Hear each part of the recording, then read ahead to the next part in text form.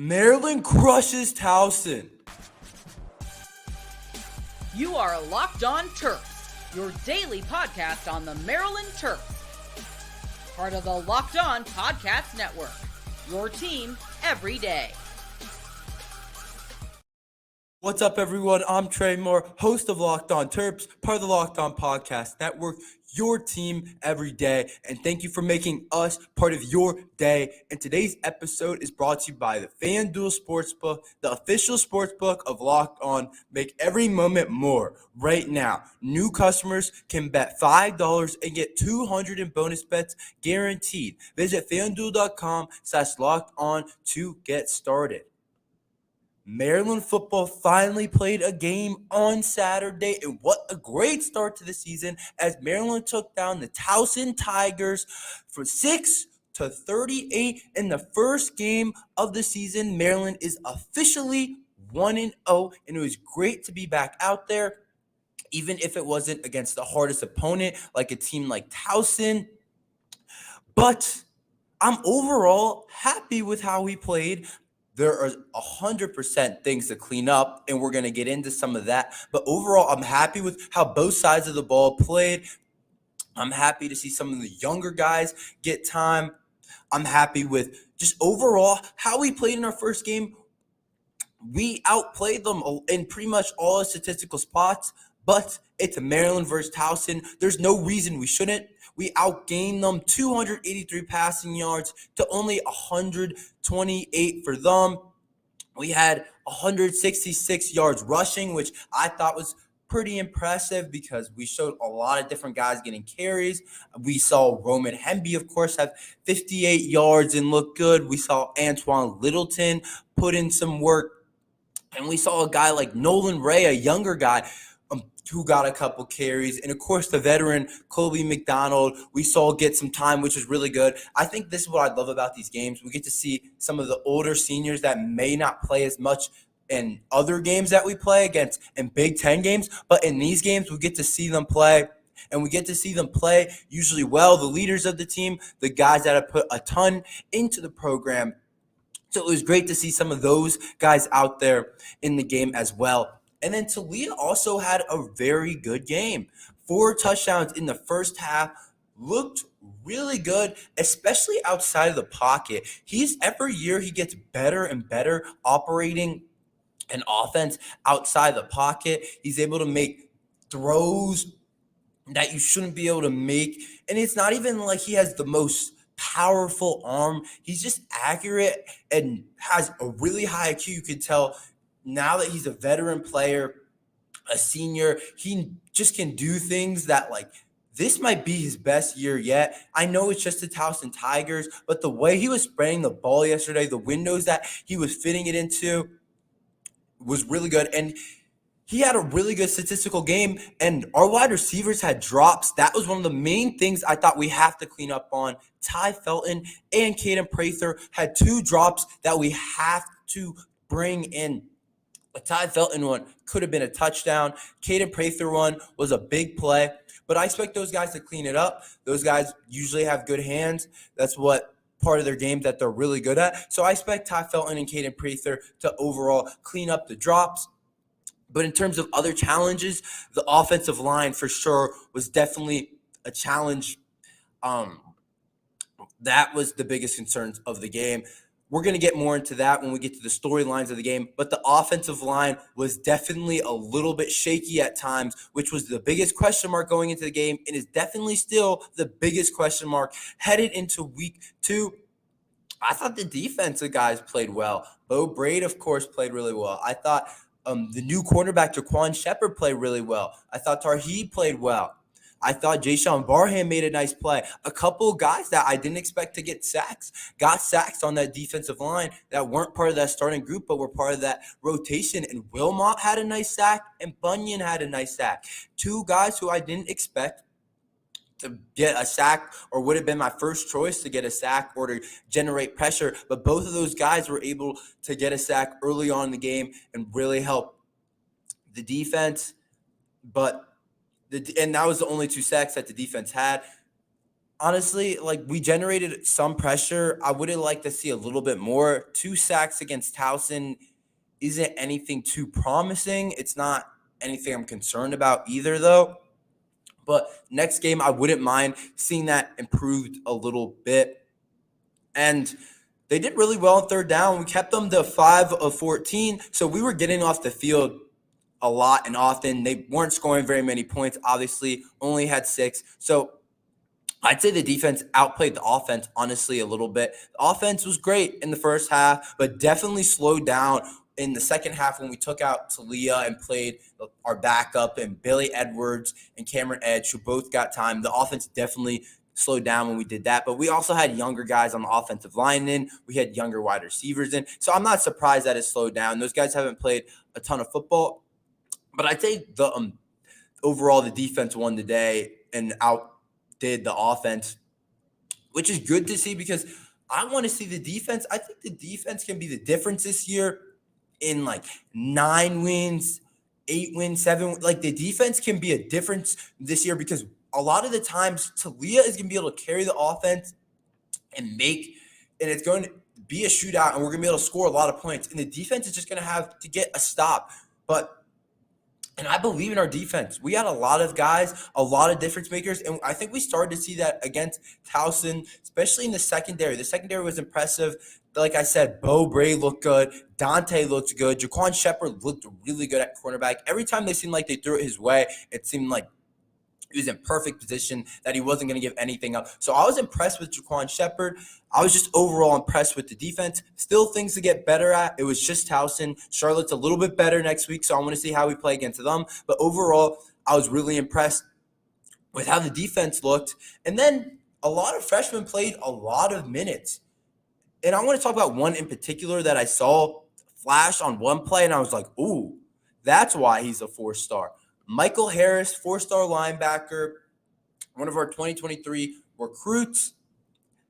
He made one play where Towson threw it out to the backfield just on a quick flat route, and he ran over and got the running back. And I was like, oh, wow. That's why he's considered one of our top prospects and one of the top linebackers coming into the Big Ten. This guy has legit talent. I'm talking like Jayshon Barham and him are probably the 2 most talented linebackers on the team, but the linebacker room is just so deep with youth and talent, whether it's Barham, of course, whether it's Michael Harris, who I just talked about, whether it's Wheatland. Ruben Hippolyte is now the veteran of the group, and so is Gote, but that group is deep. And Michael Harris really impressed me on that one play, sideline to sideline speed. It reminded me a lot of Jayshon Barham. Honestly, when we get later on into the season, I wouldn't mind seeing those 2 guys as the starter. I'm not sure if that's what happens, but I still am not very fond of taking Jayshon Barham out of the game. We did it against Towson a lot. We played a lot of guys. We played a lot of linebackers. But when we go to Ohio State, Jayshon Barham needs to stay in every snap. The other position, you can rotate with other guys, but there's no reason Jayshon Barham should be playing like 2/3 of the snaps or something like that. You know what I mean? He needs to be playing every snaps, and that's one of the things that I was looking at in the game to see if they'll leave him in more. But this guy has a chance to be like an All-American type of player, and I think Michael Harris has that type of talent too. Those guys might have to be on the field together. I want to see Coach Locksley make that tough choice. I know we love playing a lot of guys, a ton of players, but at the end of the day, we need to play our 2 best guys, and those 2 guys are freaks at linebacker position, and so is Ruben Hippolyte, really good player. Caleb Wheatland, only a sophomore, really good player, but those 2 guys just move a little bit differently. Both guys were 4 stars, so I do want to see those guys on the field together, which I didn't get to see a ton.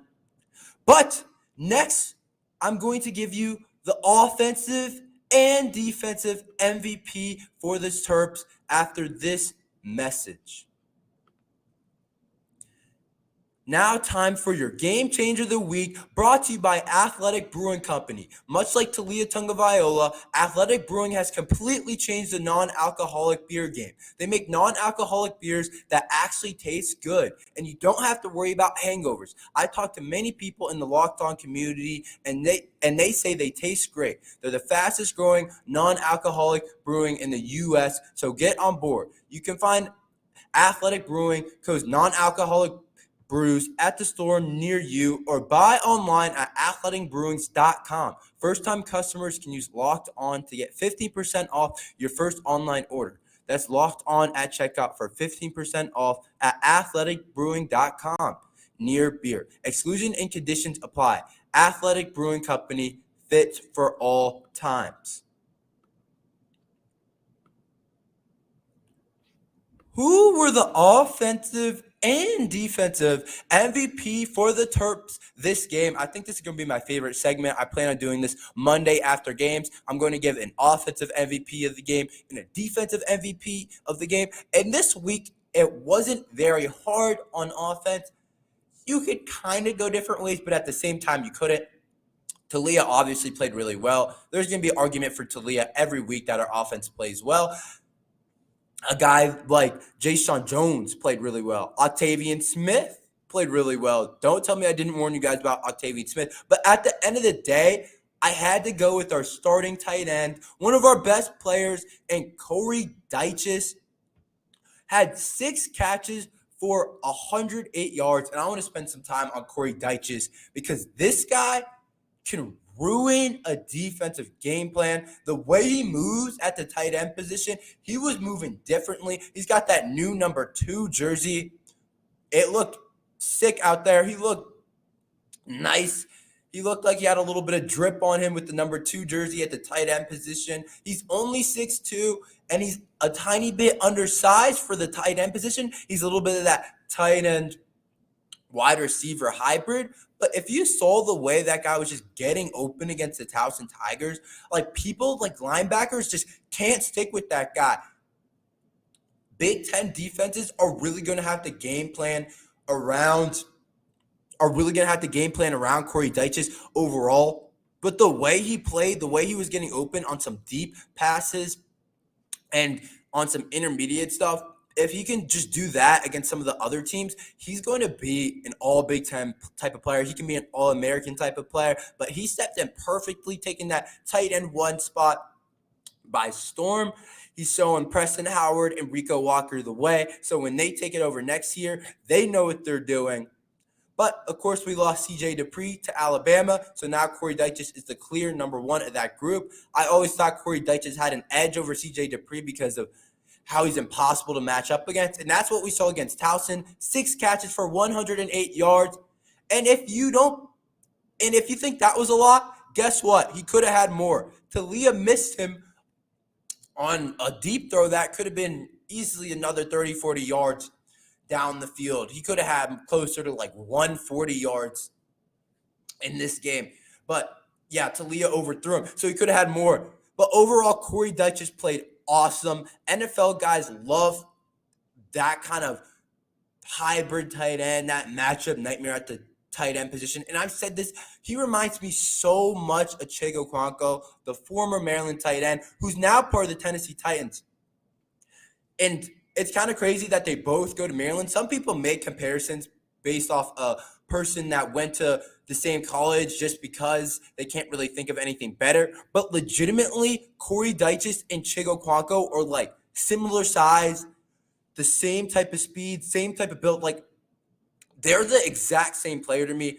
They're really similar overall. He reminds me a ton of that. But he's going to do special things this year, and I have high expectations after this first game. I wasn't sure how much we were going to spread the ball around, and we did spread the ball around. A lot of guys got involved overall, but it was clear that Corey Dyches was Taulia's number 1 target and that Towson just couldn't cover him. So I give him the offensive MVP. Now to the defensive MVP. This one was a little bit harder to pick. There wasn't one guy that like just stood out to me that was like obvious to give it to. A lot of different guys made some nice plays here and there, but overall the unit just played overall good together. Guys were just doing their job. But at the end of the day, I had to pick one. So I went with Bo Braid this game. I felt like I had to. Led the team in tackles, was nice in pass coverage, nice against the run. I saw him all over the field just making plays. And that's what we expect from Bo Braid. And a lot of the preview shows before the year, we talked about how Bo Braid is going to be an NFL safety next year. He has a chance to be a first 3-round pick. One draft network was talking about him as a top 5 safety in the whole country going into the draft. Something else was talking about him as a top 5 safety in the Big Ten, had him ranked at number 5. Clearly, everyone knows about Bo Braid. But like I said, he led our team in tackles yesterday, just like he did last year overall when he led our team in tackles, which I honestly don't want to see. A safety leading your team in tackles is a little bit suspect. Are they getting to the third level, or are they getting to the third level of your defense easily? I don't know, but I would like to see a guy like Jayshon Barham lead our team in tackles because I just think it's better. It means that guys aren't getting to the third level of our defense, like I said. But I think Bo Braid had a really good game, really solid game, and I wouldn't expect anything less. And like I said, showed a ton of versatility at the linebacker position. Was making plays here, making plays there.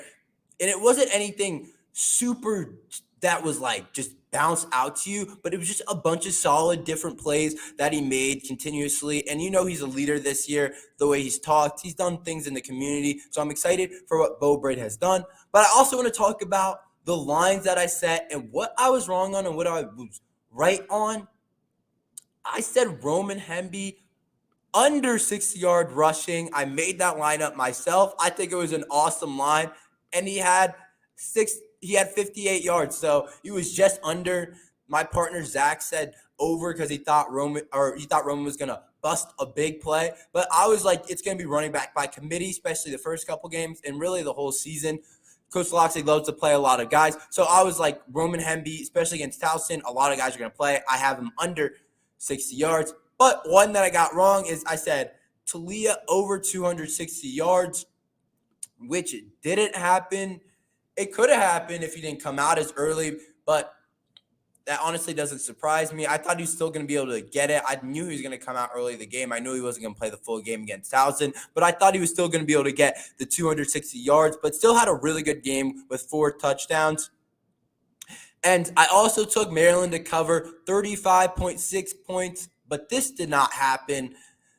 It could have happened, but the offense just slowed down. Defense played plenty well enough, but I think if Taulia and our main guys played the whole game, then they for sure would have covered the point spread. But there's more storylines I want to get into this game, and we'll talk about it after this message from FanDuel. Get ready for the NFL season with incredible offers from FanDuel, America's #1 sportsbook. Right now, new customers can bet $5 and get $200 in bonus bets, guaranteed. Plus, all customers who bet $5 will get $100 off NFL Sunday Ticket from YouTube and YouTube TV. Now is the best time to join FanDuel. The app is easy to use, and you can be on everything from spreads to player props and more. So visit FanDuel.com/lockedon and kick off the season with an offer you won't want to miss. FanDuel, official partner of the NFL. College football season in here, and this season Locked On is kicking up your coverage with Locked On College Football Kickoff Live. Each Friday, Locked On will go live on 11 a.m. to 1 p.m. Eastern on every Locked On College Football YouTube channel. College Football Kickoff Live will cover college playoff implications, the conference rivalry games, and go in depth like only Locked On can, including insight and analysis from our stable of Locked On College hosts covering their team every day. Find Locked On College Football Kickoff Live every Friday from 11 a.m. to 1 p.m. Eastern on any Locked On College YouTube channel. You won't want to miss it. Let's get into some storylines from the game that I think really are going to shape the way that the rest of the season goes. Let's start with the wide receiver room. This was, I think, one of the top wide receiver rooms in the Big Ten. I think the wide receiver room is going to lead us to do really big things in the Big Ten, but I thought they looked pretty good overall. Jayshon Jones had a really good game with 60 yards and a touchdown. I call him Taulia's safety blanket. Really good game overall, but I think maybe the most impressive player, I talked about him all offseason. Some people didn't believe me how good he was. Some people didn't realize how good he is. Octavian Smith might be our best. I'm going to go ahead and say he's our best athlete overall on the whole team. Only a sophomore, had about 50 yards, but Octavian Smith can fly, and he gives us a deep threat. He had a nice kickoff return, but this guy can move just differently than other guys. He's similar to Corey Dyches. He's just an elite athlete. I think he's one of our 3 best wide receivers. I do. And some people might not believe that. We brought in Caden Prather, of course, and transfer portal is expected to be a top 3 wide receiver. We brought in Tyrese Chambers, and obviously Jayshon Jones, you're going to put him above Octavian Smith. But Octavian Smith, I think, just is the most talented player in that room, and in big games just might be too good of a player not to play. And I think he is in our top 3 best wide receivers on the team. The way he can just get open, the way he can give us a deep threat. Overall, Octavian Smith is different, but the way Coach Locksley rotated the wide receiver room is pretty much exactly how I expected. Get all the guys in there, get some of the freshmen in there later on. Shout out Ryan Manning, also had 2 catches, who's a freshman. But I want to talk about the 2 freshmen and the 2 transfers and how they played in Caden Prather and Tyrese Chambers. They didn't have a super loud day. They didn't have an amazing day. Tyrese Chambers was, in fact, pretty quiet. Caden Prather was also pretty quiet. Caden Prather also had a big drop. If he didn't have a big drop, his stat line would have been a little bit better. But Caden Prather made a really nice play in the end zone to make up for the drop. So Caden Prather had a flash play and a bad play, but other than that was a little bit quiet. Tyrese Chambers had a quiet day too, but with this stacked wide receiver room, that's what I'm saying. Like, every game, no, everyone's not going to have 60 yards. There's going to be different games when guys might only have 15 yards or 10 yards or even like 5 yards. But overall, I was pretty excited with the wide receiver room. And Ty Felton didn't have his best game, had a couple drops, I want to say 2. So I'm looking for Ty Felton to improve. I talked about Ty Felton, that he's really good talent. He's a really talented player, but I expect Ty Felton to continue to prove. But let's get into the offensive line. I'm going to say this. It's a concern. It's clearly a concern because it didn't look amazing against Towson. It looked just against Towson. If that was Ohio State, I would have been like, okay, like, maybe we're okay. But against Towson, they were generating some pressure on us. Taulia was scrambling a lot. Taulia was getting hit. There's a couple times he got nicked up, and I thought he was injured. But the offensive line has to do a better job. The big question mark was who was going to start, and they started with Glaze at left tackle, of course, Corey Bullock at left guard, Purcell at center, Emilio Morand at right guard, and Connor Fagan at right tackle. I don't expect Fagan to start, but Gottlieb was actually out with an injury, so Connor Fagan stepped in at the right tackle spot, but I expect Gottlieb to get a chance to start there and kind of take over that tackle spot. But overall, that line has to play better or we don't have chance in the Big Ten. And if you watch some of the games this weekend, Big Ten this year might not be as good as people think. Ohio State didn't look good. Northwestern looked horrible. Rutgers just there's a lot of winnable games this year. Just going off of week 1, obviously things can change. Things can change big. But just going off of what week 1 is, before we get into realignment next year, if we want any chance of doing something special in the Big Ten, this might be the year. But we can't do it without the offensive line. So the offensive line has to play better overall for us to have any chance. But I want to talk about the tight end room, which I thought was one of my biggest question mark was who was the tight end 2? I know Corey Dyches was going to go off and was going to be a really good player, but who was the tight end 2 between Preston Howard and Rico Walker? I thought Preston Howard would get more of the edge. I knew Rico Walker was going to play. He's too talented not to play, and that room isn't super deep. But it looks like it's going to be more like Rico Walker and Preston Howard are both the tight end twos. Rico Walker did have a catch, but it looks like they're both going to play kind of that tight end two spot. We love two tight end sets, so it looks like they're both going to play. It's not going to be as much more Preston or more Rico than the other. Maybe it'll change as the season goes on. But I also saw this on an article by the Inside Black and Gold that I thought was interesting, that I thought I would end with. There were scouts from the Saints and the Steelers were in attendance for this game, and I bet had eyes on guys like Jason Barham, Bo Braid, Tarheeb Still, Taulia Tagovailoa, Roman Hepby, Dante. There's a ton of guys that we have that are going to be NFL players that NFL scouts are going to look out for. And I spent a time interning for an NFL scouting department. They make sure they know every player on a team. They have scouts for every college, including Towson. They don't miss players. So they're going to look at everyone on the Maryland team. So everyone on the Maryland team is going to have a chance to eat if they all play well. But I'm happy to be back in the win week. I'm happy to be talking about games. I can't wait to come back tomorrow and talk more about the Towson games. And then on Wednesday to start getting into Charlotte. But everyone like and subscribe. Thanks for listening to the end. And see you next time on Locked on Terps.